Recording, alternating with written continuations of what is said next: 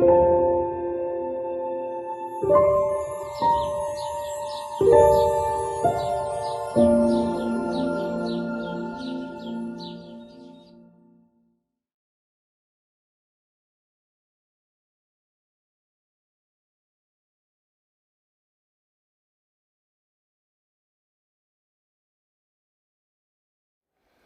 bien, bonjour à tous.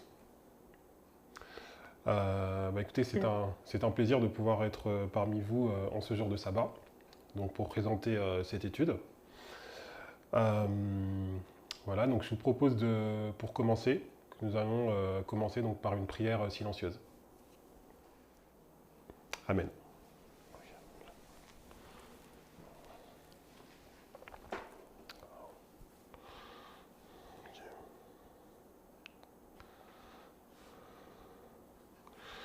Alors le sujet que je voudrais aborder donc avec vous ce matin, donc c'est le sujet de l'islam dans la prophétie biblique. Donc c'est un sujet qui est qui est un sujet qui a un peu d'actualité, qui est toujours d'actualité. C'est un sujet qui est complexe, mais c'est un sujet qui est aussi familier, parce que dans le mouvement, c'est vrai que pendant longtemps, en fait, on a étudié ce sujet. Et d'ailleurs, moi, donc c'était il y a peut-être une douzaine d'années, avant que j'intègre le mouvement, en fait, une des premières études qui m'a vraiment impressionné, en fait, c'était cette étude sur l'islam, en fait. À l'époque, je ne savais pas qu'on parlait de l'islam dans la Bible, dans la prophétie. Et par ces études, j'ai vu en fait que à travers la méthodologie, on était capable vraiment, à travers la Bible, d'avoir tout un scénario et beaucoup d'informations à propos de l'islam dans la prophétie. Et en fait, c'est vraiment quelque chose qui m'a interpellé, qui m'avait beaucoup interpellé. Voilà. Et donc aujourd'hui, en fait, c'est le sujet que je voudrais présenter, enfin que je voudrais qu'on puisse parcourir ensemble. Euh, donc comme je dis, c'est un sujet qui est familier, que normalement vous avez déjà plus ou moins certaines bases. Moi, ce que j'aimerais, c'est qu'on puisse vraiment utiliser la méthodologie et qu'on puisse reposer les bases et reparcourir le sujet.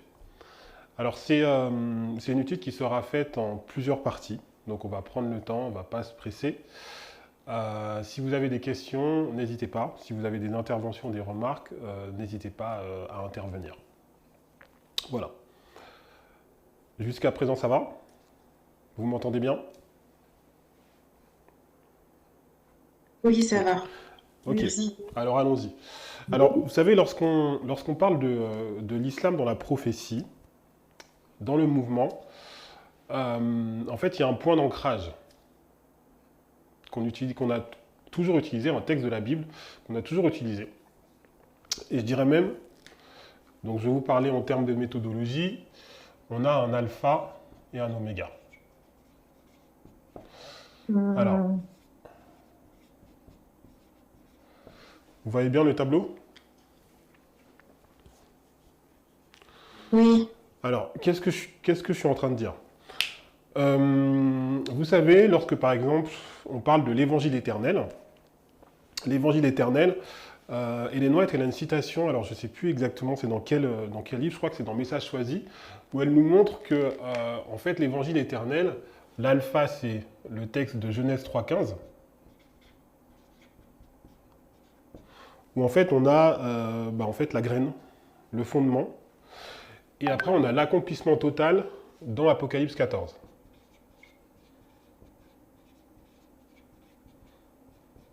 Donc le message des trois anges. D'accord? Donc ça c'est l'alpha et l'oméga. Donc lorsqu'on aborde le sujet en fait de l'islam dans la prophétie biblique, en fait j'aimerais vous suggérer, même si ça vous a peut-être jamais été présenté comme ça, qu'il y a aussi un alpha et un oméga. Ce serait quoi pour vous?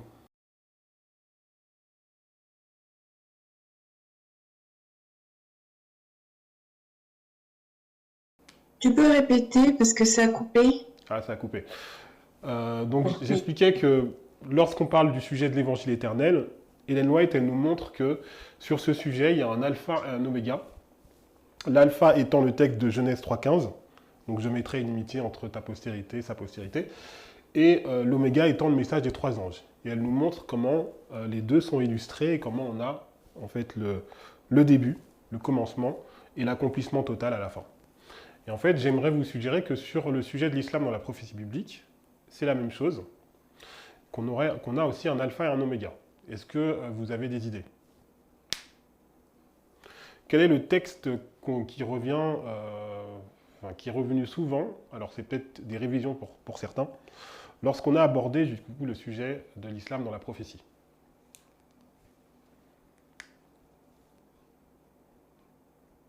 Non? Pas d'idée? Donc moi, Ismaël, Ismaël, il a très un bien. âne sauvage. Alors, donc le texte, c'est Genèse 16, verset 12. D'accord? Où on nous parle d'une prophétie effectivement sur Ismaël, et comme l'a fait référence Chimène, sur l'âne sauvage. Et l'oméga, ce serait... Alors vous avez un indice, hein.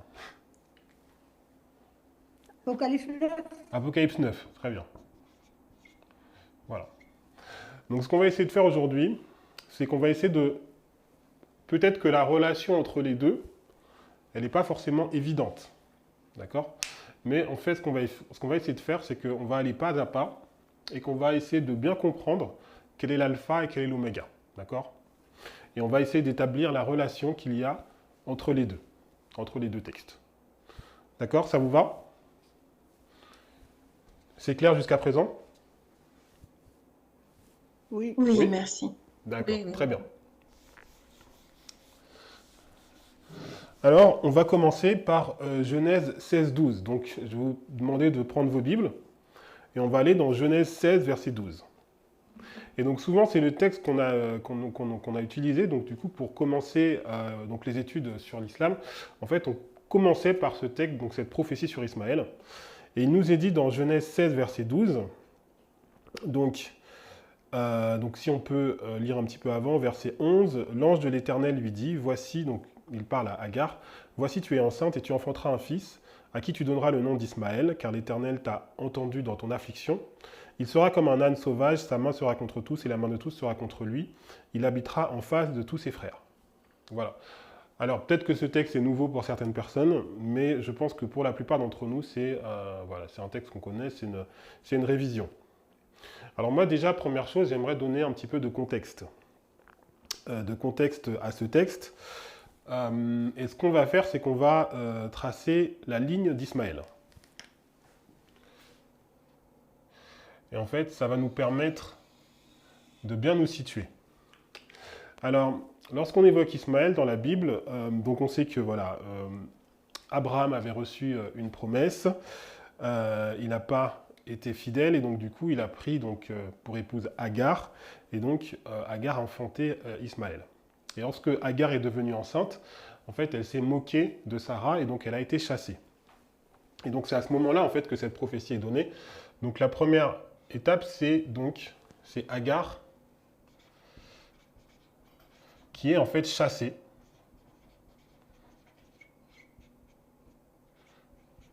Elle est chassée dans le désert. D'accord? Et donc, alors qu'elle est chassée dans le désert, c'est à ce moment-là qu'elle reçoit donc cette prophétie où Dieu lui dit que voilà, l'enfant s'appellera Ismaël et que voilà, la prophétie donc, de Genèse 16, verset 12 est donnée. Voilà. Donc quelques instants plus tard, donc Ismaël va naître.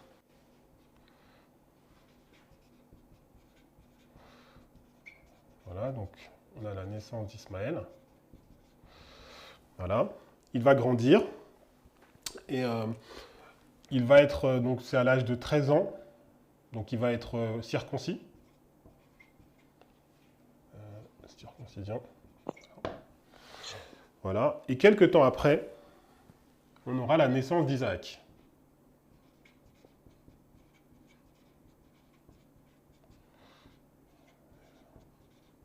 Voilà.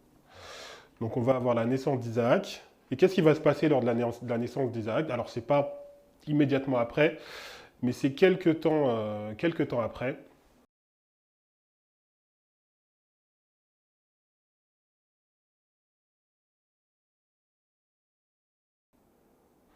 Ah, bon, je croyais que c'était une remarque. Bon, n'hésitez pas hein, si vous avez des... Alors, donc, on a la naissance d'Isaac, et quelques temps après, Ismaël et Agar vont être chassés. Et en fait, c'est encore la même chose, c'est que Ismaël, en fait, va se moquer d'Isaac. D'accord? Et donc, il va se moquer et il va être chassé. Donc, il va être chassé du foyer d'Abraham. Donc, Ismaël et Agar, ils vont être chassés. Ils vont être chassés où? Dans le désert. Encore une fois. D'accord? Donc déjà, la première chose qu'on peut voir, c'est que au début de l'histoire d'Ismaël, il n'est même pas encore né. Dans le contexte où il va naître, en fait, sa mère va être chassée dans le désert. Et en fait, il y a un ange qui intervient et qui va lui parler. Voilà, un ange qui descend et qui va lui parler. Et on voit aussi qu'ici,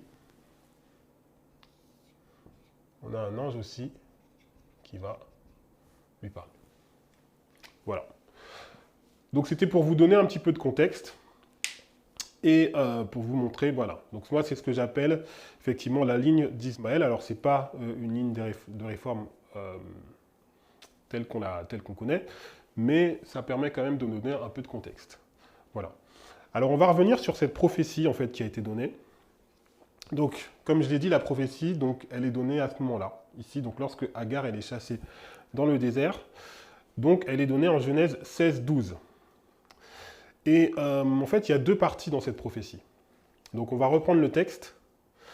Si on prend donc dans Genèse 16 au verset 10, il nous est dit, donc, alors on va peut-être prendre un petit peu avant, donc au verset 7, Genèse chapitre 16 au verset 7, l'ange de l'Éternel la trouva près d'une source d'eau dans le désert, près de la source qui est sur le chemin de Shur. Il dit, Agar, servante de Sarai, d'où viens-tu, où vas-tu? Elle répondit, je fuis loin de Sarah, ma maîtresse. L'ange de l'Éternel lui dit, retourne vers ta maîtresse et humilie-toi sous ta main. L'ange de l'Éternel lui dit, je multiplierai ta postérité, et elle sera si nombreuse qu'on pourra la compter. Donc en fait, la première chose, avant de parler d'Anne Sauvage, de Sa main sera contre tous, en fait, la première chose qui est dit, en fait, c'est une bénédiction. Est-ce que vous êtes d'accord avec moi? Donc en fait, l'ange de l'Éternel va s'adresser à Agar et va lui dire, en fait, je vais multiplier ta postérité. Et en fait, on se rend compte que c'est exactement la même promesse qui a été faite, en fait, à Abraham. Alors, donc je vais mettre ici. Donc, la première prophétie, en fait, qui est donnée, c'est que Ismaël va devenir une grande nation. D'accord? Et en fait, donc la promesse va être donnée à Agar. Donc on est dans Genèse 16. Agar. Donc dans Genèse 16 au verset 10. D'accord? Et après, cette promesse, elle va être répétée à Abraham. Donc si vous allez dans Genèse 17, c'est au verset 20, il nous est dit, et en fait c'est Dieu qui est en train de parler à Abraham, et qui dit, donc Genèse 17 au verset 20,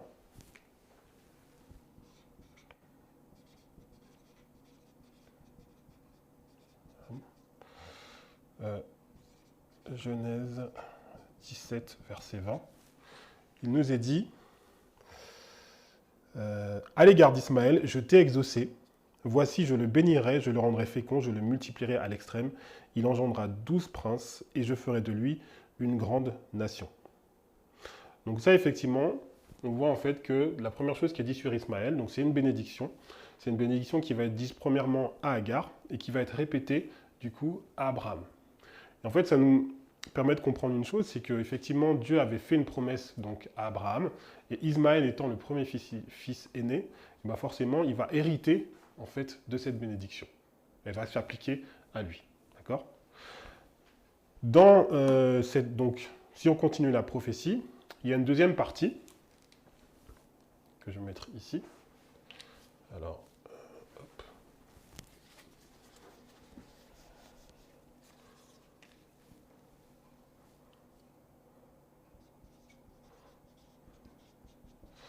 Et là, tout de suite, c'est un petit peu moins réjouissant. Moi, vous savez, j'ai un fils de 2 ans. Et donc, si on m'avait dit avant sa naissance qu'en fait, il serait été un âne sauvage, je ne sais pas si je l'aurais bien pris. On m'aurait dit, voilà, il sera contre tout le monde sera contre lui, ça sera un âne sauvage. Voilà, donc on a une deuxième partie qui est un petit peu moins réjouissante. Et en fait, donc dans Genèse 16-12, cette prophétie, elle est divisée, on va la diviser en 3 parties.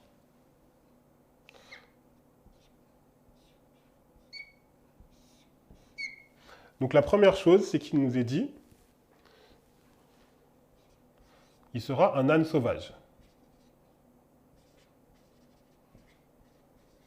Très bien. La deuxième partie, sa main sera contre tous. Alors, peut-être écrire un peu plus gros. Est-ce que vous voyez bien ce que j'écris au tableau? Ou il faut que j'écrive plus gros? C'est bon. C'est bon? Voilà. Donc, la première partie de la prophétie, donc on nous dit âne sauvage. Après, on nous dit qu'il sera contre tous. Et après, dans la troisième partie, on nous dit qu'il habitera. Alors, dans la seconde, on dit qu'il habitera en face de ses frères. Mais en fait, la traduction de la King James nous dit qu'il habitera en présence de ses frères.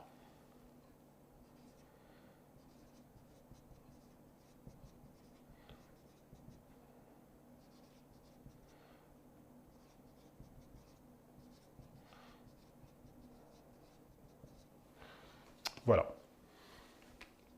Donc, ce qu'on peut voir déjà, ce que vous commencez déjà à voir, c'est qu'en fait, on a une sorte de dualité. Parce qu'en fait, vous voyez qu'il y a prophétie, donc dans la prophétie qui est sur Ismaël, il y a une chose qui ressemble, enfin, qui est une bénédiction, il hérite de la bénédiction d'Abraham, mais il y a un côté qui est un peu plus sombre. D'accord? Et en fait, ce qu'on va essayer de voir, c'est que cette prophétie, en fait, elle va s'incarner sur 2 niveaux. Le premier niveau, c'est que, en fait, ça va décrire la vie d'Ismaël en lui-même. Et en fait, on a une citation d'Ellen White, donc c'est dans Patriarches et Prophètes. Donc je ne sais pas si vous voyez le PowerPoint.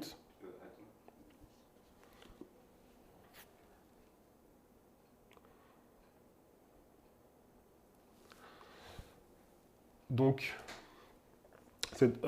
cette citation d'Ellen White, elle est tirée donc, du livre Patriarches et Prophètes, donc page 152.2, et elle nous dit « Séparé de son père, aigri par les querelles d'un foyer exempt d'affection et dénué de la crainte de Dieu, Ismaël s'était vu contraint de choisir l'existence aventureuse d'un pillard du désert, sa main levée contre tous et la main de tous contre lui. » Donc qu'est-ce qu'on voit ici?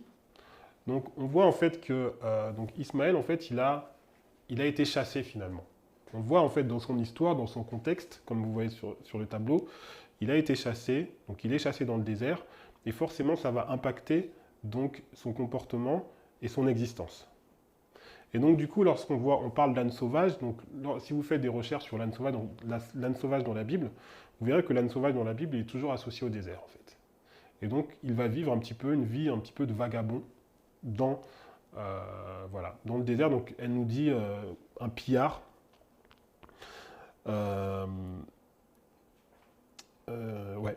L'existence d'un pillard du désert. Voilà. Donc en fait, dans un premier niveau, en fait, cette prophétie, elle concerne vraiment, elle décrit quelque part l'existence même qu'aura Ismaël.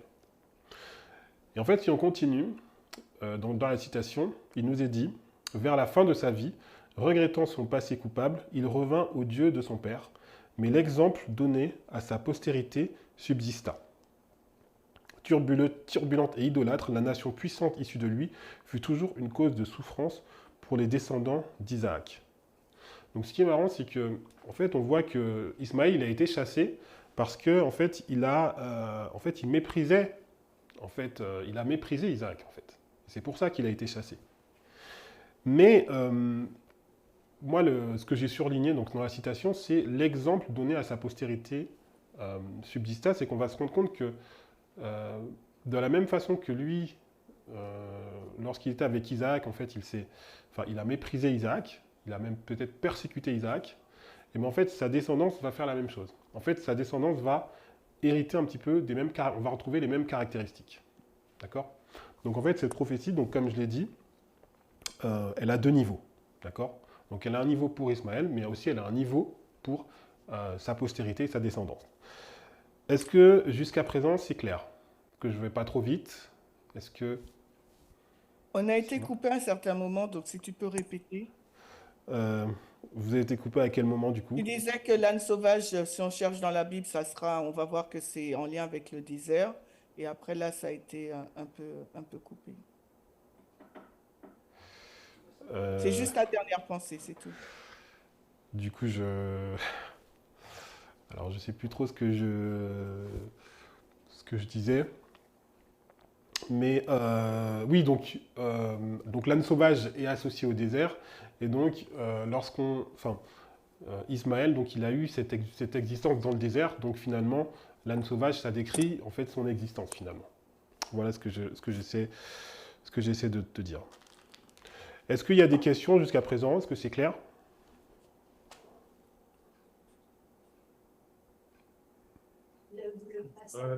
Oui, Michael, c'est David. Euh, Au fait, il faudrait que tu reprennes au niveau de la postérité. Tu étais en train de parler de la fin de vie, au fait, d'Ismaël par rapport à sa postérité. Donc, ça, on n'a pas entendu, là, ça a coupé. D'accord.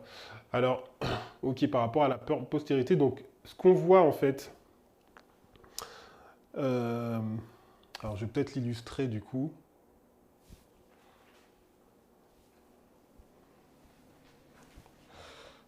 Hop.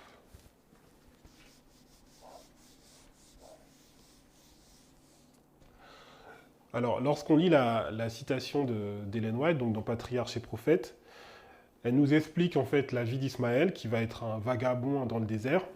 Et en fait, elle nous dit que vers la fin de sa vie, en fait, il va revenir à Dieu en fait. Donc, il a été chassé effectivement du foyer d'Abraham. Il va être vagabond. Et en fait, il revient à Dieu. Mais la phrase qui m'interpelle ici, c'est l'exemple donné à sa postérité subsista. Et donc, en fait, finalement, sa postérité va garder finalement ses caractéristiques. Et il nous est dit, donc, turbulente et idolâtre, la nation puissante issue de lui fut toujours une cause de souffrance pour les descendants d'Isaac. Mais de la même façon que lui, il s'est moqué, il a méprisé, il persécutait aussi Isaac. D'accord? Et donc, en fait, ses descendants vont reproduire la même chose. D'accord? Et si on fait un schéma, donc, on peut voir que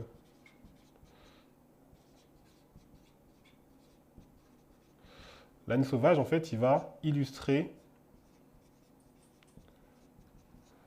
la vie d'Ismaël. Mais Ismaël, il va illustrer, en fait, les caractéristiques de sa postérité. D'accord?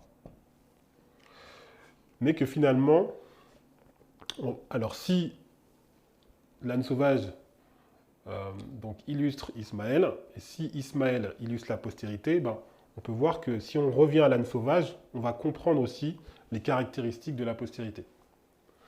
Alors, je le dis vite, mais vous inquiétez pas, on va détailler et on va approfondir. Ce que j'aimerais faire maintenant, c'est que j'aimerais qu'on retourne du coup à cette prophétie de Genèse 16, 12. D'accord?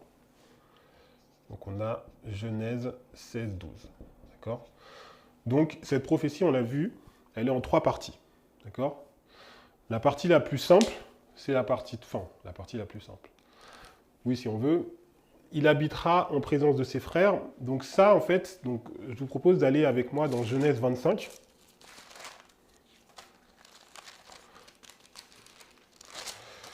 Et si vous lisez donc à partir du verset 1, il nous est dit que Abraham va prendre une autre femme qui s'appelle Kétura et qu'elle va lui donner des enfants. Donc on est dans Genèse 25 au chapitre 1. Et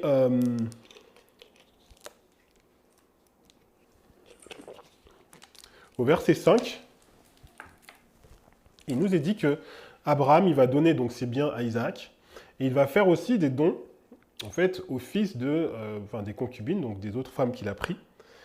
Et tandis qu'il vivait encore, il va les envoyer loin de son fils Isaac, du côté de l'Orient. D'accord? Donc en fait, les fils d'Abraham qui viennent d'autres concubines vont être envoyés donc du côté de l'Orient. Et d'ailleurs, ils vont s'appeler les fils de l'Orient dans la Bible. D'accord? Et si on va au verset 17, il nous est dit, et voici donc les années de la vie d'Ismaël furent 137 ans, il expira, il mourut, et il fut recueilli auprès de son peuple. Ses fils habitèrent depuis Havila jusqu'à Shur, qui est en face de l'Égypte, en allant vers la Syrie. Et après, on nous dit, il s'établit en présence de tous ses frères. Donc en fait, ce qu'on comprend, c'est que les fils d'Ismaël, ils se sont établis en fait du côté de l'Orient, là où leurs frères s'étaient établis, et donc que ça accomplit en fait cette prophétie qui était donnée ici, où il nous était dit qu'en fait, il s'établirait en présence de ses frères. Donc en présence de ses frères, cela veut dire en fait du côté de l'Orient. D'accord? Donc Abraham a eu des fils avec des concubines, il les a envoyés vers l'Orient, et Ismaël, les fils d'Ismaël, eux, se sont établis ici. D'accord? Donc il habitera en présence de ses frères. Très bien. Maintenant, j'aimerais qu'on puisse se concentrer on va passer un petit peu de temps sur la partie sur l'âne sauvage. Donc si vous avez vos téléphones portables, ou vous avez vos ordinateurs, vous pouvez faire une recherche dans la Bible, de taper âne sauvage et regarder en fait tous les résultats que cela va vous ressortir. Parce qu'en fait, c'est ce qu'on va faire. D'accord? Ce qu'on va essayer de faire maintenant, c'est de comprendre le deuxième niveau, donc c'est l'aspect prophétique. D'accord? Et pour cela, on va... Alors, est-ce que vous avez fait l'exercice ou pas? Si vous tapez âne sauvage, c'est quoi quel texte qui ressort?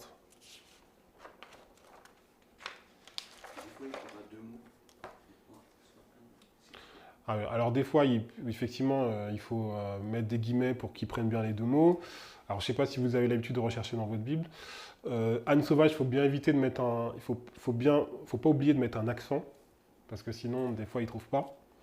Donc normalement, vous avez pas mal de versets. Moi, il y a un verset en particulier que je trouve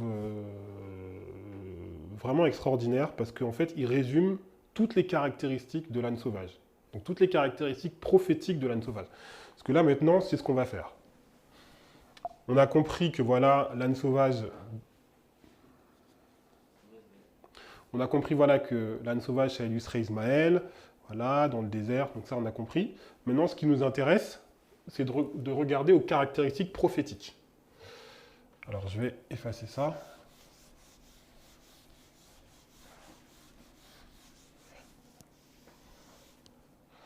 Donc le texte qu'on va prendre, en fait, il se trouve dans Job 39. Donc c'est dans Job 39, à partir du verset 8.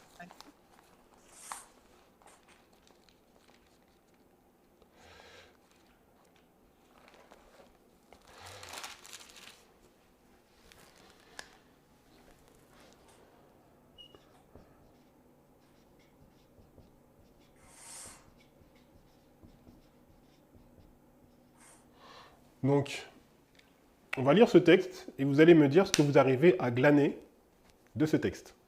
D'accord? En termes de caractéristiques. Qu'est-ce que vous voyez? Job 39, verset 8. Qui met en liberté l'âne sauvage et l'affranchit de tout lien.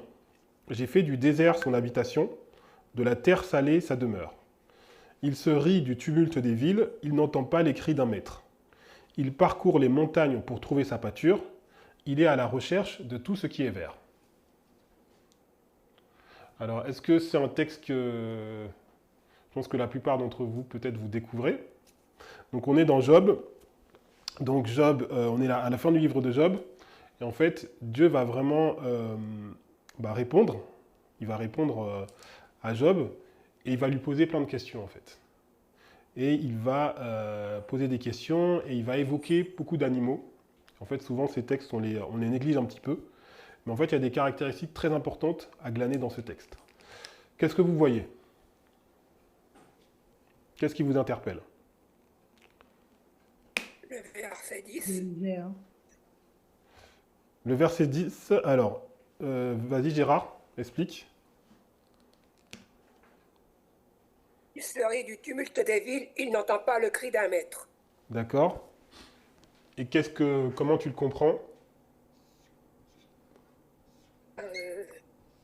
Les relations avec les autres Alors, moi je veux mettre impétueux. sont nulles. Alors, en fait, dans ce texte, il y a 4 caractéristiques qui m'intéressent dans ce texte. Pour vous aider, je vais vous donner la structure du texte. Donc, on va aller sur le PowerPoint. Donc, ce texte, il a une structure. Enfin, ces versets ont une structure. Vous voyez que j'ai mis 4 points. Je ne sais pas si vous avez remarqué.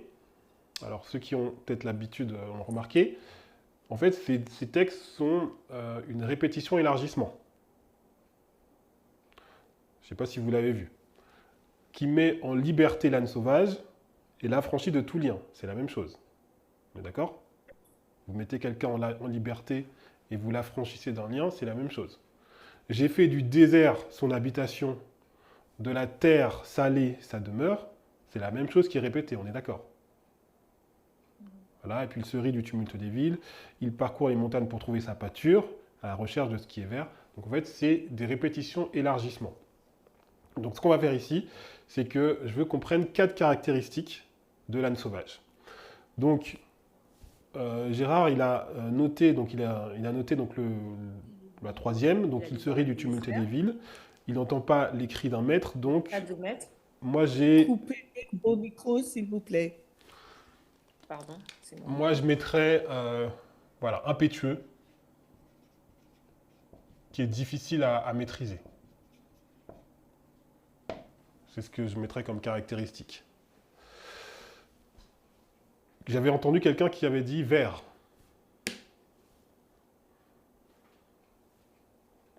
Bon, ça, c'était une caractéristique aussi importante. Donc, c'est la 4e. On voit que l'âne sauvage, en fait, il est à la recherche de ce qui est vert. En fait, il recherche la verdure.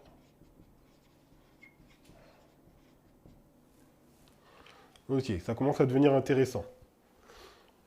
3e caractéristique, sur le point 2, il nous est dit, voilà, que son habitation, c'est le désert. Donc, c'est ce qu'on avait vu un petit peu tout à l'heure. Donc, sa demeure, c'est le désert. Donc, retenez bien ces caractéristiques. Et la dernière, qui est pour moi la plus importante, je répète, qui est pour moi la plus importante, qui met en liberté l'âne sauvage et l'affranchit de tout lien. Donc l'âne sauvage, en fait, il est en captivité. Il est attaché, en fait. Et il y a quelqu'un qui vient et qui le détache. Et c'est qui?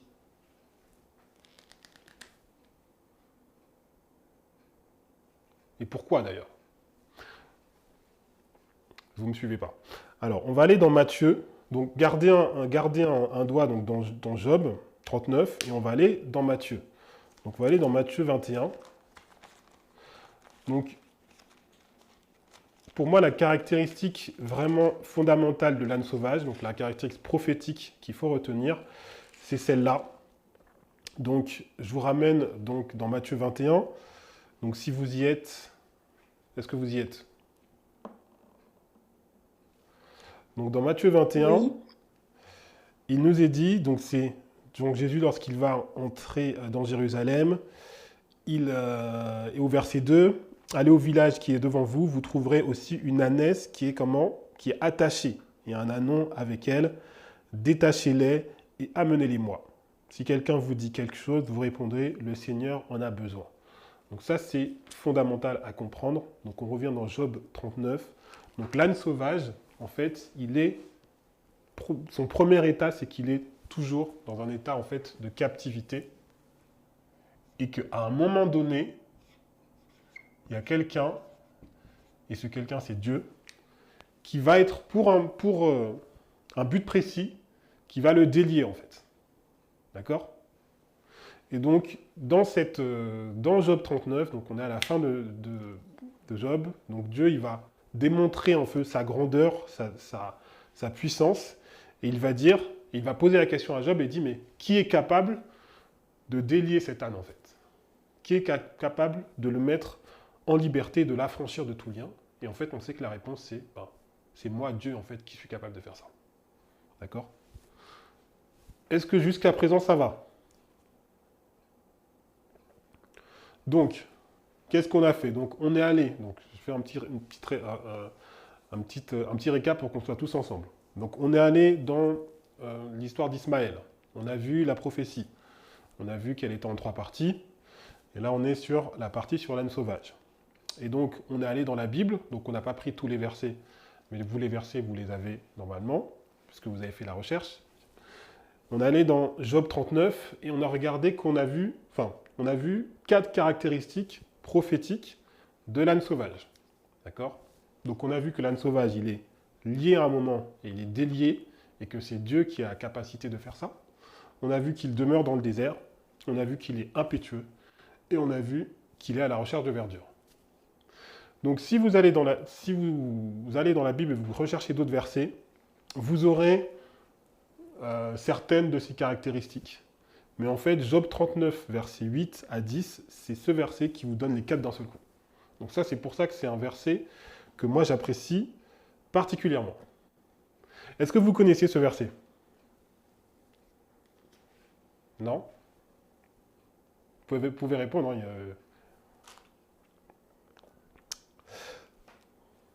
Pas de réponse. Vous êtes toujours là? Ça a coupé, c'est un verset extrêmement important. Voilà. Non, je disais que c'était un verset qui était vraiment c'est important, que j'affectionnais particulièrement du coup. Et je vous posais la question. Extrêmement important, tu veux dire? Attends, j'ai pas entendu du coup ce que tu as dit. Tu peux répéter? J'ai dit que C'est quoi la ça a coupé, donc tu as dit, est-ce qu'on voit que c'est un verset extrêmement, je pense, important, je devine. Et après, tu as posé une question, on n'a pas entendu. Oui, je vous pose la question, est-ce que c'est un verset que vous connaissiez déjà en fait? Voilà. Donc, en tout cas, c'est un verset qui va regrouper toutes les caractéristiques de l'âne sauvage et qui va donc nous servir. Alors, quand on va retourner à la prophétie de Genèse 16, verset 12. Donc, on avait vu, qu'est-ce qu'on avait vu? Qu'elle était en 3 parties et qu'il y avait une partie qui nous expliquait que l'âne sauvage habiterait en présence de ses frères, c'est de l'Orient. En fait, ces frères qui vont s'appeler les fils de l'Orient. Et en fait, ces fils de l'Orient, on va les retrouver dans la Bible, dans le livre des Juges. Donc, je vous demande de reprendre le livre de Juges.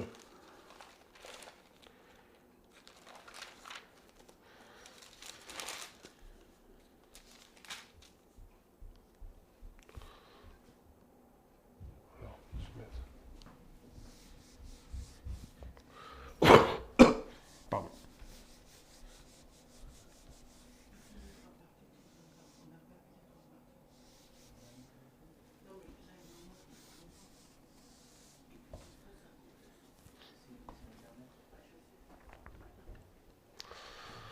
Ok. Alors, est-ce que vous y êtes? Donc, on va aller dans Juges, chapitre 7. Et on va aller au verset 12. Et en fait, comme on l'avait vu tout à l'heure, on avait vu que en fait, ces fils de l'Orient, Juges 7 au verset 12, il nous est dit, Madian, Amalek et tous les fils de l'Orient étaient répandus dans la vallée comme une multitude de sauterelles, et leurs chameaux étaient innombrables comme le sable qui est sur le bord de la mer. Et si on lit, alors c'est...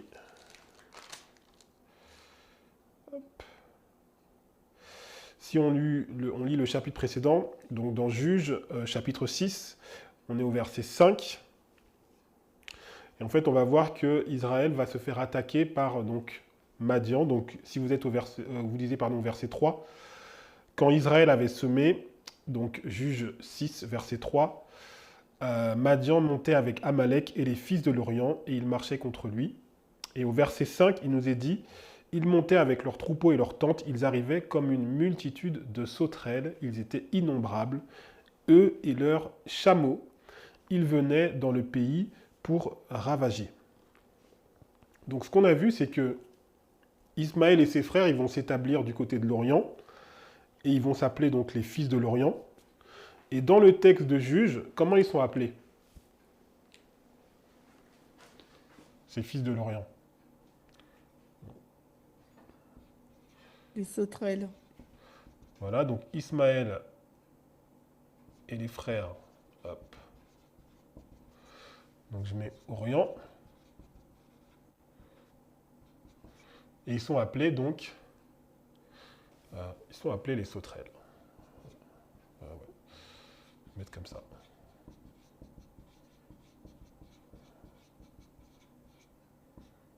D'accord? Hop. Alors, pourquoi ils sont appelés les sauterelles, à votre avis? Alors, c'est toujours pareil. Vous allez dans votre application de Bible. Dans l'histoire de Moïse, on n'avait pas vu l'histoire des sauterelles? Ah, on va y venir. Vous allez dans votre Bible, vous regardez et vous tapez le mot sauterelle. Et en fait, vous allez vous rendre compte que les sauterelles, en fait, sont toujours... Enfin, ça représente la multitude. D'accord? Donc, si on va sur le PowerPoint, donc je vous ai mis quelques versets.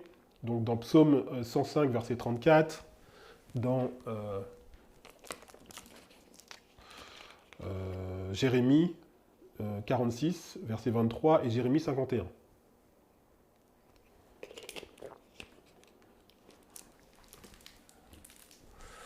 Donc la sauterelle,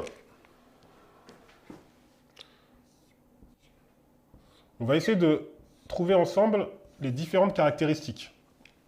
Donc la première des caractéristiques, c'est qu'en fait, symbolise une multitude.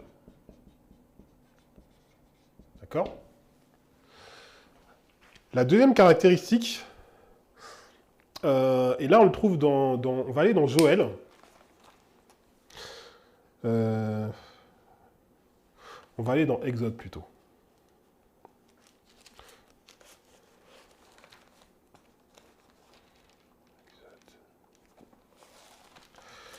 Donc Exode 10. Donc effectivement, les sauterelles, donc ça a été, je pense que tout le monde le sait, c'est une plaie d'Égypte. Et donc lorsqu'on va dans Exode chapitre 10,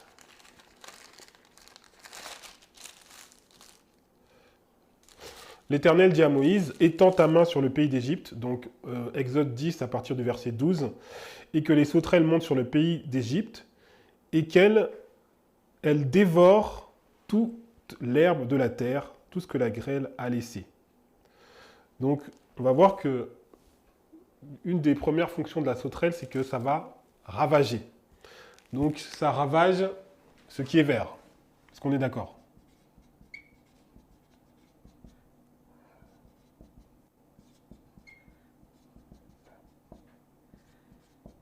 D'accord ? Donc ça ravage ce qui est vert. Si vous allez il y a un texte que j'aime beaucoup dans le livre de Joël. Donc gardez votre doigt sur Exode 10. C'est dans le livre de Joël.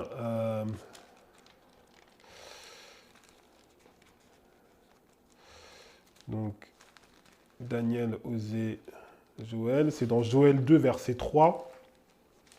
Et en fait, dans Joël, c'est le texte de Joël, c'est vraiment le texte des sauterelles. Vous voyez tout le gazam, le gélec, voilà.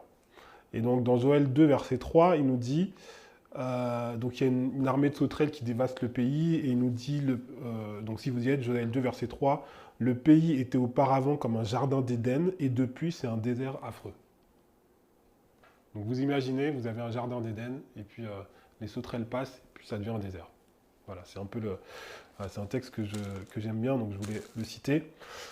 Donc on revient dans Exode 10. Donc la sauterelle, elle ravage ce qui est vert. Donc c'est un petit peu un... Comment dire? C'est un petit peu en lien avec l'âne sauvage qui, lui, recherche aussi ce qui est vert. Donc les deux recherchent ce qui est vert. Tu en as un où l'accent est mis sur le fait qu'il ravage. Ce qui est interpellant aussi, c'est que elle vient d'où la sauterelle? Donc si on est au verset 13, Moïse étendit sa verge sur le pays d'Égypte et l'Éternel fit souffler un vent d'Orient. D'accord? Donc elle vient d'où la sauterelle? De l'Est, de l'Orient. Elle vient de l'Orient. Très bien. Et maintenant, il y a quelque chose qui m'interpelle, c'est que donc, lorsque les sauterelles elles sont lâchées, en fait, c'est le vent d'Orient qui les a lâchées.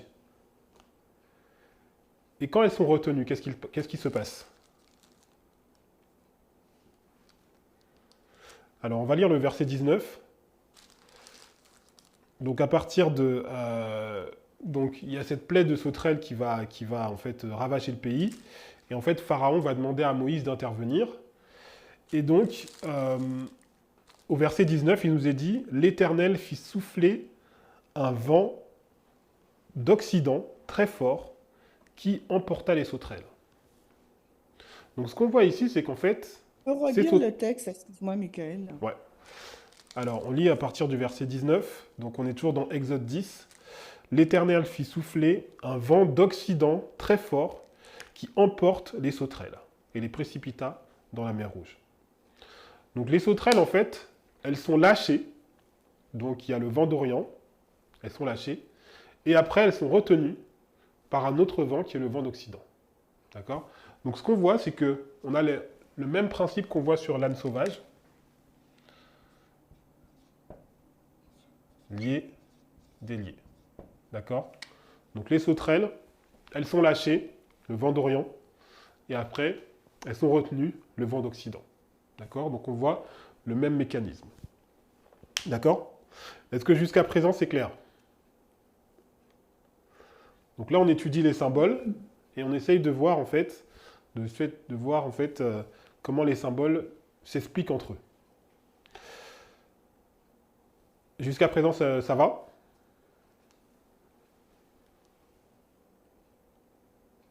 Oui? Alors on va continuer.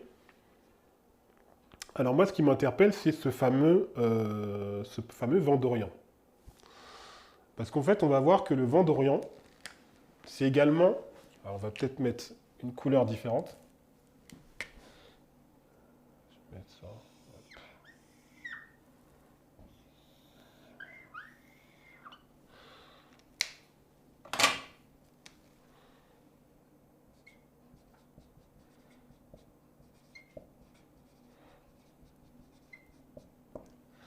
Donc le vent d'Orient, c'est aussi un symbole. Et donc on va aller dans quelle histoire de la Bible? Acte, j'avais dit aussi. Acte. Je vous entends pas. Acte 27. Non? Ah non, on va pas aller aussi loin. Non. Est-ce qu'elle a parlé de Pharaon? Ah, j'ai entendu Pharaon. Très bien. Ouais, c'est ça qu'il a dit. On va aller dans Genèse. On va aller dans Genèse 41.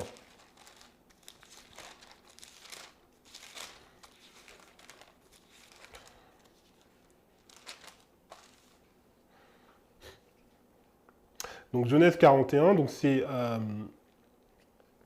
Pharaon en fait qui a son rêve. Il a un rêve, voilà, il voit des vaches grasses, des vaches maigres. Verset 5, je ne sais pas si vous y êtes, Genèse 41, verset 5. Il se rendormit, il eut un second songe. Voici 7 épis gras et beaux montèrent sur une même tige, et 7 épis maigres et brûlés par le vent d'Orient poussèrent après eux. Ça a coupé? Je reprends. Genèse 41, verset 5. Genèse 41, verset 5. Il se rendormit, il eut un second songe. Voici 7 épis gras et beaux montèrent sur une même tige, et 7 épis maigres et brûlés par le vent d'Orient poussèrent après eux. Qu'est-ce que vous voyez là sur le vent d'Orient là?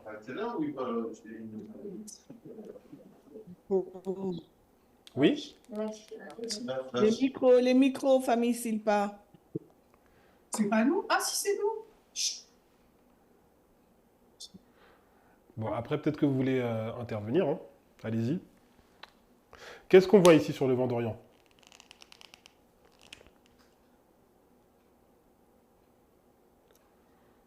Il a brûlé les épis. Effectivement, il a brûlé les épis. Alors, qu'est-ce que ça peut symboliser selon vous? Alors, vous voyez, on avait vu, donc je vous avais montré, donc le verset qu'on a vu dans Joël, là, donc le pays était comme un jardin d'Éden et après c'est devenu un désert. Donc vous avez un pays où il y a de la verdure, vous avez les sauterelles qui passent,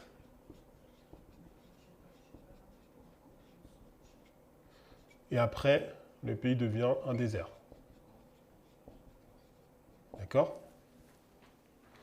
Là, en fait, ce qu'on a, c'est que vous avez un épi qui est gras, on va dire un épi qui est vert. Vous avez le vent d'Orient qui passe.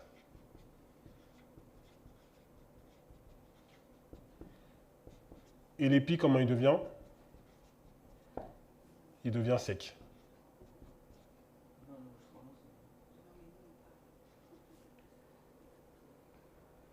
D'accord?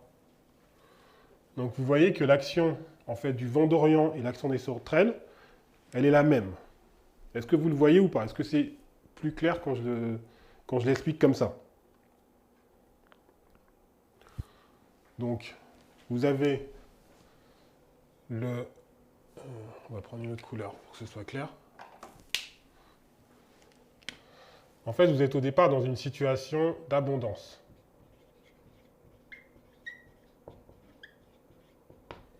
D'accord? Alors, donc je reprends mon explication. Donc je vous disais qu'on avait vu avec les sauterelles qu'on a le verset qui nous dit le pays était comme un jardin d'Éden et il est devenu un désert. Donc on a une situation d'abondance et on arrive à une situation de famine. D'accord? Et en fait, ce qui est décrit avec le vent d'Orient, c'est la même chose. Vous avez un épi qui est vert et après on vous dit l'épi sec qui était brûlé par le vent d'Orient. D'accord? Donc on voit le même schéma qui se reproduit. D'accord? Donc en fait, on voit que l'action du vent d'Orient, en fait, est la même. C'est la même action que celle des sauterelles. Est-ce que ça va ou pas? Alors, on va continuer. Est-ce que c'est clair? J'ai pas de retour, du coup, Par rapport à ce que tu as dit, Michael, tu as dit la famine, mais on peut mettre destruction aussi. Il détruit tout, le vent d'Orient. Alors, très bien. Alors, en fait, on va aller dans le psaume 48. Dans le psaume 48, à partir du verset 8, il nous est dit, psaume 48. Psaume numéro. Ouais. Le psaume numéro, parce que c'est assuré. Ah, désolé. Alors, je vais essayer de peut-être parler plus lentement. Donc c'est psaume 48, à partir du verset 8.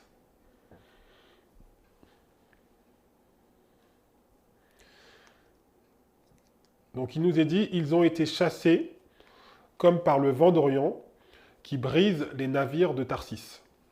D'accord? Donc le vent d'Orient, il nous est dit que sa fonction, c'est de briser les navires de Tarsis. Alors qu'est-ce que ça veut dire? Le vent d'Orient brise les navires de Tarsis.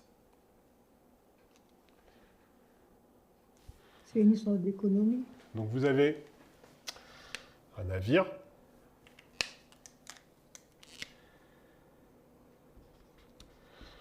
Alors c'était quoi les navires de Tarsis dans l'Ancien Testament? À l'époque de Salomon, qu'est-ce qu'ils transportaient? Donc si vous allez, donc on n'aura pas le temps d'y aller, mais si vous allez dans 1 roi 10 au verset 22, en fait, vous verrez que les navires de Tarsis, donc à l'époque de Salomon, c'est des navires qui transportaient l'or et l'argent. D'accord? Donc les navires de Tarsis, c'est symbole d'abondance, en fait. Donc vous avez le navire de Tarsis. Là, on a, pareil, le vent d'Orient qui passe.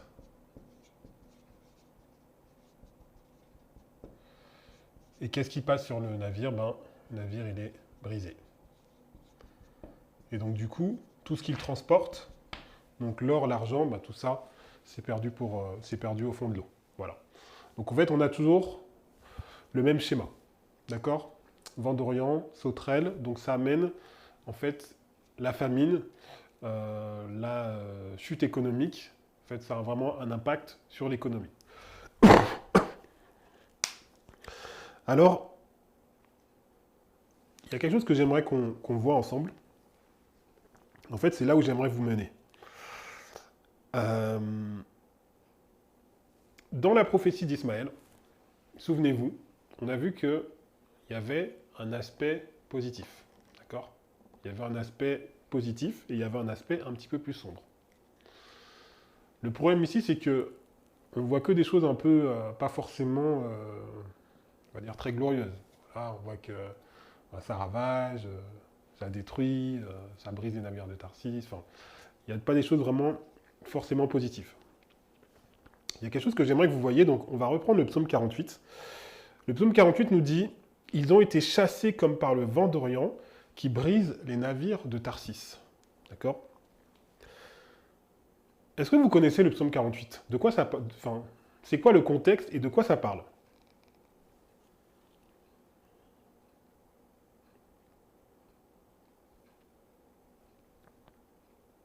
Alors, bon, pas de réponse.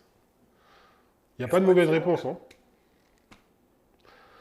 Au départ, alors, le psaume 48, ça commence par une montagne. Est-ce qu'on est d'accord?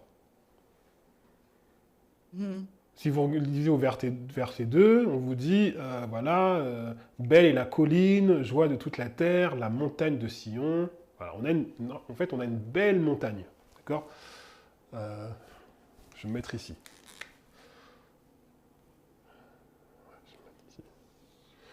On a en fait une montagne. Inspiration. Qui est belle, la joie de toute la terre. Et en fait, cette montagne, c'est quoi d'ailleurs cette montagne? Qu'est-ce que ça symbolise? Le peuple de Dieu, C'est Israël. J'entends Israël, le peuple de Dieu. D'accord? Est-ce que tout le monde est d'accord? Le peuple de Dieu. Voilà. Israël, enfin la montagne, c'est l'Église en fait. C'est le peuple de Dieu, c'est Israël, c'est ça en fait. D'accord? Donc vous avez pas mal de textes dans la Bible qui expliquent ça. Vous avez le texte d'Ésaïe chapitre 2 qui vous dit la montagne de l'Éternel sera au-dessus de toutes les montagnes. D'accord? Vous avez la prière de Daniel où il dit Seigneur, tu as été, enfin je paraphrase, hein, mais il va dire Seigneur, tu as été hérité contre ta sainte montagne. Et donc la montagne, c'est le peuple de Dieu en fait. D'accord? Qu'est-ce qui se passe? Au verset 5. Car voici, les rois s'étaient concertés. Donc on a des rois ici qui vont se concerter. Ils vont se concerter pour faire quoi à votre avis? En fait, ils vont se concerter pour pouvoir éliminer, pour pouvoir faire du mal du coup à cette montagne en fait. D'accord? Car voici, les rois s'étaient concertés, ils n'ont fait que passer ensemble. Ils ont regardé tous stupéfaits, ils ont eu peur, ils ont pris la fuite. Là, le tremblement les a saisis comme la douleur d'une femme qui accouche. Alors, il y a beaucoup de choses à dire, mais malheureusement, on n'aura pas le temps. On ne pourra pas s'arrêter sur tout, mais bref. Ils ont été chassés comme par le vent d'Orient qui brise les navires de Tarsis. Donc, c'est là qu'on a le vent d'Orient, en fait. En 3. Vent d'Orient. Est-ce que vous êtes avec moi? Oui? Non? Je reprends. on a vu donc les symboles, âne sauvage, sauterelle, vent d'Orient. On a vu que ces symboles, en fait, ils se recoupent. D'accord? Il y a des caractéristiques qui sont similaires. Maintenant, on est en train de regarder le vent d'Orient. On a vu que le vent d'Orient, il brise les navires de Tarsis. Et en fait, on se dit, mais bon, finalement, il n'y a que des choses un petit peu négatives. On est sur le psaume 48, et on se dit, moi je vois là que, en fait, on a le peuple de Dieu qui est menacé. Il est menacé par des rois. Et en fait, là, il y a le vent d'Orient qui arrive, et qui va chasser ces rois, en fait. Donc, il va permettre d'avoir, il va permettre que le peuple de Dieu puisse avoir un répit. Est-ce que vous voyez ça ou pas? Oui, c'est C'est ce comme que une vous- protection en fait. C'est comme une protection. Merci. Ce qu'on vient de voir ici, donc, j'ai vraiment essayé de décomposer pour que vous puissiez, on va dire, voir où est-ce que je vais. On a la montagne, le peuple de Dieu, on a les rois et on a le vent d'Orient. Ça vous rappelle quelle histoire dans la Bible?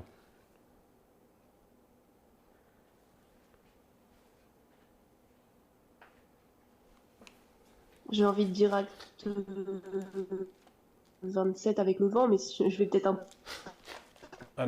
Alors, j'ai pas été, j'ai Ça me pas, rappelle Daniel 2, mais il n'y a j'ai pas de le pas été assez précis. J'ai pas été assez précis. Ça vous rappelle quelle histoire dans l'Ancien Testament?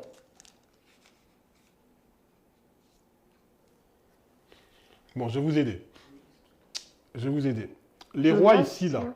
Les rois ici, ils sont combien? Combien ils sont? Ils sont 10. Ils sont 10. Merci.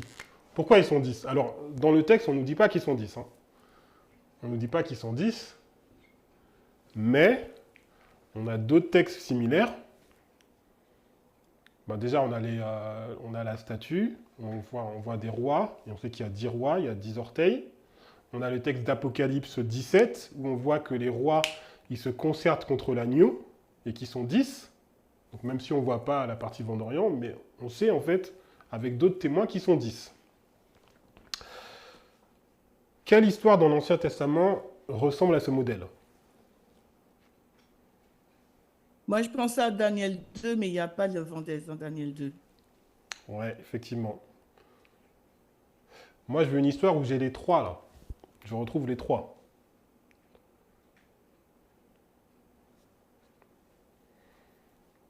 Donc, c'est-à-dire qu'il y a un homme qui est là, et en fait, il y a des ennemis qui vont comploter pour le faire mourir, et en fait, il va avoir un troisième élément qui va arriver, et qui va lui sauver la vie quelque part. Bon. C'est pas L'histoire de l'archer, là. Joseph. J'ai pas entendu. Ils sont des- Bon, allez. Moi, Joseph? Qui a dit Joseph? Merci Natacha. Donc effectivement, c'est Joseph. Donc on va aller dans Genèse 37. Donc Genèse 37, on a ici Joseph.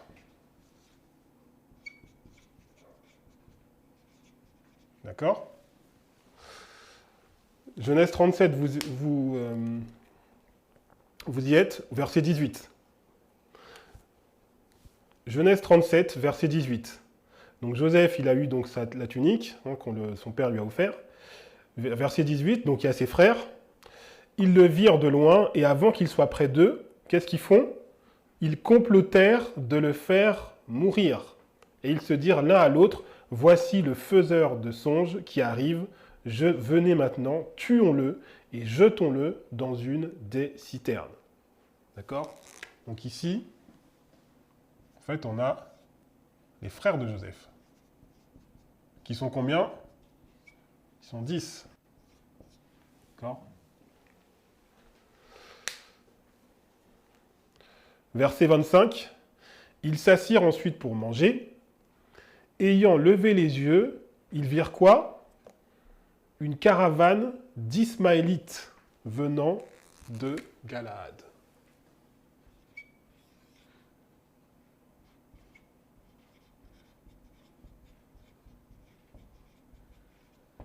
D'accord? Et c'est en fait grâce aux Ismaélites grâce au vent d'Orient, qu'il va avoir la vie sauve. D'accord? Donc en fait, on voit en fait que on a un schéma et que c'est la même chose en fait qui s'est produit. D'accord?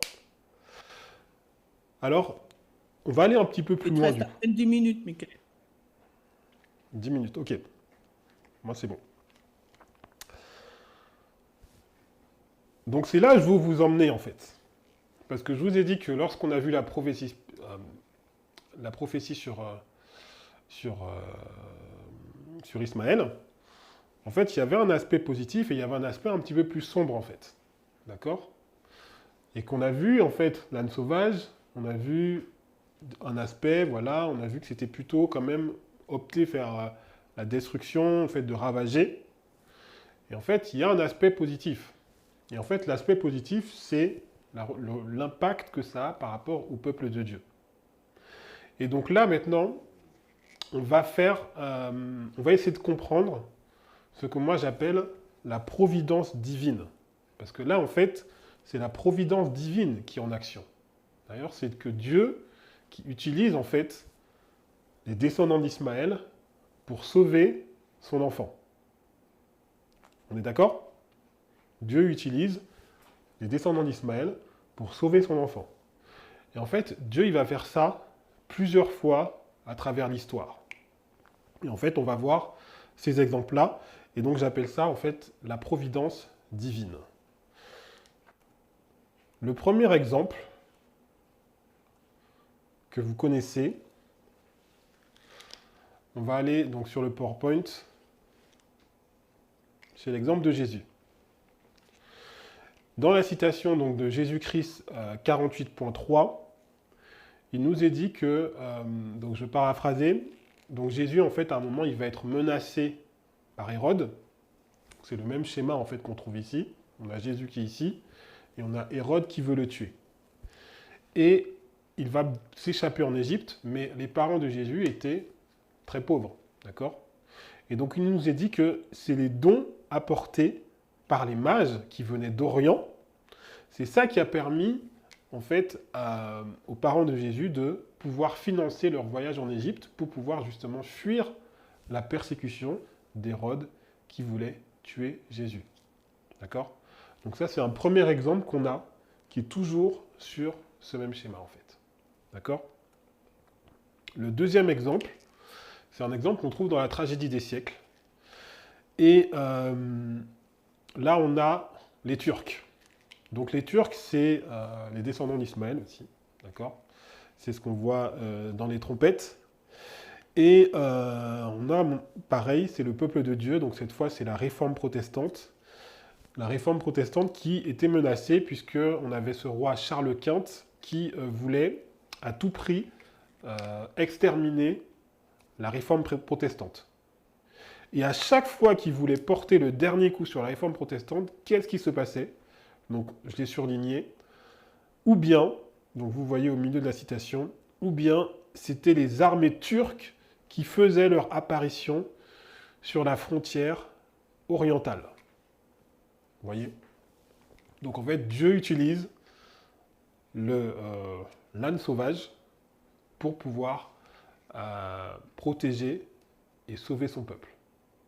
Donc maintenant, quand on revient, souvenez-vous du verset qu'on a appris dans Job 39, le verset que j'apprécie beaucoup. Ce verset nous dit « Qui est-ce qui met en liberté l'âne sauvage et l'affranchit de tout lien ?» Il pose la question. Et après, je vous avais mis en relation avec Matthieu 21, où on voit que Jésus il dit « Moi, j'ai besoin de l'âne sauvage, donc vous le détachez, et j'en ai besoin en fait. » Et en fait, vous comprenez que Dieu utilise l'âne sauvage, l'islam, les Turcs, les Ismaélites, le vent d'Orient, peu importe le symbole, mais Dieu va utiliser en fait pour pouvoir protéger son peuple en fait. D'accord? Donc vous voyez, grâce à cette histoire, vous voyez toute l'étendue de la providence divine. Je voulais quand même, je ne pouvais pas vous laisser sans ce dernier exemple. Parce que pour moi, je trouve que cet exemple est le plus fort. Donc, les Turcs dont on a parlé, donc l'Empire ottoman, donc c'est pareil, les descendants d'Ismaël qui vont être durant le Moyen-Âge, c'est eux qui vont qui vont attaquer du coup l'Empire romain d'Orient, l'Empire byzantin. Et en 453, donc ça c'est ce qu'on va voir dans la deuxième étude, lorsqu'on va faire les trompettes, ils vont détruire Constantinople. D'accord ? Et Constantinople, d'ailleurs, ça va devenir la Turquie, enfin ça va être l'Empire ottoman, et aujourd'hui, voilà, c'est la Turquie. D'accord ? En fait, dans cette citation qu'on a de Stephen Haskell, en fait, il nous explique quelque chose. Donc on va la lire. Donc cependant, en 1453, Constantinople fut capturée et resta depuis entre les mains des Turcs, les plus hardis défenseurs de la doctrine de Mohammed. Comme la fondation de Constantinople est un poteau indicateur dans l'histoire, donc la fondation de Constantinople, je crois que c'était en 330, alors je ne sais plus exactement. Ainsi, la capture de cette ville en 1453 est un autre repère. Donc ce que nous dit Haskell, c'est qu'il nous dit, attention, 1453, lorsque l'Empire ottoman a capturé Constantinople, c'est un repère important dans l'histoire. On continue. L'un des plus grands coups reçus par la papauté était dû à l'afflux en Italie des savants grecs chassés de Constantinople par les Mahométans entrants. Et après, écoutez bien, regardez bien. La découverte de l'Amérique est due à la fermeture du passage oriental des riches îles de l'océan Indien par les Mahométans à Constantinople et en Asie mineure, et ainsi plus qu'on le pense généralement, Dieu avait agi pour que la vérité se propage par le biais de ceux qui étaient ignorants de sa vérité. Donc qu'est-ce que ça veut dire? Donc dans les trompettes, 5e, 6e trompette, Apocalypse 9, on va voir l'Empire ottoman. L'Empire ottoman qui va tout ravager, qui va s'étendre, qui va prendre Constantinople. Et lorsqu'il va prendre Constantinople, et bien effectivement, il va fermer le passage des épices, la route des épices, qui amenait en fait en Inde. Et on sait que le peuple de Dieu, par la papauté, était persécuté, il avait besoin d'un refuge. Et en fait, c'est cette fermeture, justement, de cette route des Indes, donc cette capture de Constantinople par l'Empire ottoman, c'est ça qui va permettre, les navigateurs vont devoir chercher une autre route, et c'est comme ça qu'ils vont découvrir l'Amérique, et c'est comme ça que le peuple de Dieu va pouvoir se réfugier et fuir la papauté, et se développer, et devenir tout ce que aujourd'hui, le protestantisme qui va après, même nous, même en tant qu'adventistes, voilà. Donc vous voyez en fait comment la providence divine a l'action. Et je crois qu'il me reste plus beaucoup de temps. Voilà, donc on va terminer donc cette étude pour aujourd'hui. Donc il y a beaucoup d'enseignements à tirer de cette étude. Moi, le premier enseignement que je tire, c'est surtout, comme je vous l'ai dit, lorsque je vois en fait cette prophétie d'Ismaël, quand je vois qu'elle commence par une bénédiction, je me dis, en fait, Dieu ne se repent pas de ses promesses. Parce que Dieu, en fait, il avait promis à Abraham, tu auras une grande postérité. Donc quand Ismaël arrive, il lui redit, tu auras une grande postérité parce que j'ai promis ça à Abraham, et bien forcément tu l'auras aussi en fait. Parce que je ne peux pas revenir sur ma promesse. Donc Dieu n'est pas, comme il est dit, dans Nombre, comme dit Balaam, Dieu n'est pas homme pour mentir, ni fils d'homme pour se repentir. D'accord? Et comme il est aussi dit dans Timothée, chapitre 2, dans 2 Timothée 2,13, il nous est dit, si nous sommes infidèles, Dieu demeure fidèle car il ne peut pas se renier lui-même. Et vous avez vu que Abraham, il a été infidèle en quelque part, dans le sens où effectivement, il n'est pas allé vraiment dans le plan que Dieu avait pour lui. Mais Dieu est resté fidèle, dans le sens où Dieu a quand même, n'est pas revenu sur la promesse de la postérité. Et Dieu surtout, en fait, il va utiliser les descendants d'Ismaël, donc qu'on a vu dans ces symboles, donc les sauterelles, l'âne sauvage, le vent d'Orient. Donc tous ces symboles-là vont être utilisés par Dieu pour pouvoir accomplir ses desseins, donc pour pouvoir faire en sorte que la vérité se propage en fait. Parce que lorsqu'on dit euh, pour que Dieu protège son peuple, le peuple de Dieu, il est porteur d'une vérité sur la terre. Donc lorsque Dieu il protège son peuple, en fait, Dieu veut que la vérité se propage. Et c'est pour ça que lorsque l'ennemi essaye d'exterminer le peuple de Dieu, pour que la vérité soit exterminée aussi, et ben Dieu, en fait, il utilise des moyens pour pouvoir faire en sorte que cette vérité continue à se propager. D'accord? Donc c'est ça la grande leçon qu'on peut, enfin en tout cas que moi je retiens et que j'espère que vous retenez aussi, de cette étude sur l'islam. Voilà. Donc c'était la première partie. Il y en aura d'autres, parce que c'est un sujet qui est long et complexe. J'espère que ça a été clair pour vous. Voilà, donc on va s'arrêter ici, on va terminer par la prière.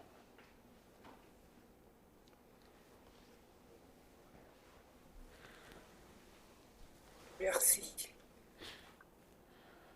Éternel notre Dieu, nous voulons, Seigneur, te remercier de nous avoir conduits à travers cette étude. Seigneur, je te remercie parce que vraiment, à travers cette étude, j'ai pu voir ta grandeur et comment, Seigneur, tu agis, Seigneur, à travers la providence. Et j'espère que chacun d'entre nous a pu être interpellé aussi et touché par cette étude. Seigneur, je te remercie aussi parce que tu as suscité ce mouvement qui a cette méthodologie qui permet, Seigneur, de pouvoir comprendre toutes ces vérités dans la Bible. Et Seigneur, nous serons à jamais reconnaissants pour ça, Seigneur, pour tout ce que tu nous donnes. Seigneur, que tu puisses nous garder en ce jour de sabbat, que tu puisses nous continuer à nous garder, à chacun dans toutes les familles réunies sur cette plateforme. Et que tu puisses nous garder en ta paix. Au nom de Jésus, Amen.